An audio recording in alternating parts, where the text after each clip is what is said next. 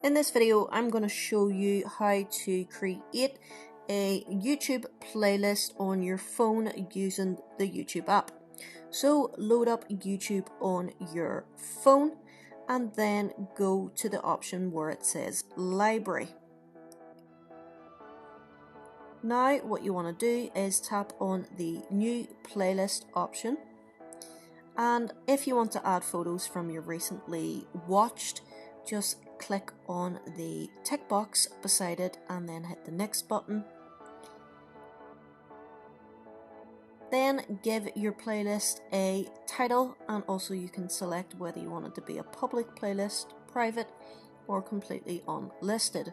So in here I'm going to put sleep meditation because I like to listen to meditations while I doze off to sleep.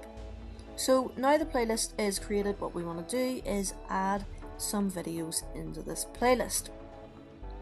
So I'm going to tap on the three dots and hit save to playlist. Now all I have to do is select the playlist and hit done, and just continue to add your videos to the playlist, and that's how easy it is to add a playlist on your phone using the YouTube app. Hope you guys enjoyed. Until next time, peace.